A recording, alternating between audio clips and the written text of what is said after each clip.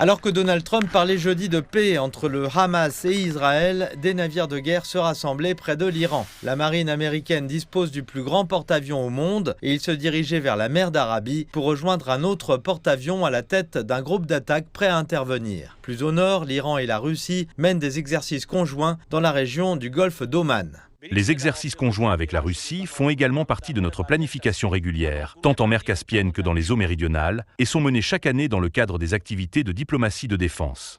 Président la première réunion de son Conseil de paix à Washington, Donald Trump s'est montré optimiste quant aux négociations indirectes avec l'Iran. Les discussions sont bonnes. Au fil des ans, il s'est avéré qu'il n'était pas facile de conclure un accord significatif avec l'Iran. Nous devons conclure un accord significatif. Sinon, des choses négatives se produiront. Cette menace a été clairement exprimée par la Maison-Blanche la veille, rappelant l'attaque menée par Donald Trump contre les sites du programme nucléaire iranien l'année dernière pour soutenir Israël dans son conflit avec Téhéran. Le président a mené avec succès, en tant que commandant en chef, l'opération Midnight Hammer qui, comme vous le savez, a totalement détruit les installations nucléaires iraniennes.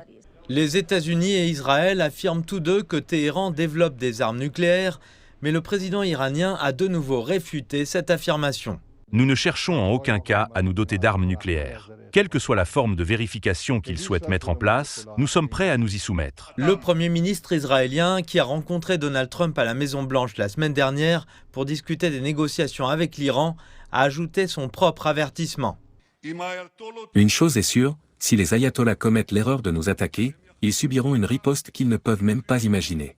La préoccupation croissante de la communauté internationale concernant un nouveau conflit militaire avec l'Iran a été soulignée jeudi par le Premier ministre polonais. Je demande à toutes les personnes qui se trouvent encore en Iran de quitter immédiatement le pays et de ne s'y rendre en aucun cas. La possibilité d'un conflit violent est très réelle. L'Iran a demandé une pause de 2 semaines dans les négociations avec les États-Unis à la suite des dernières discussions de mercredi. Téhéran souhaite que tout accord se concentre uniquement sur son programme nucléaire, tandis que Washington souhaite mettre fin au développement de missiles balistiques et au soutien à des groupes régionaux tels que le Hezbollah.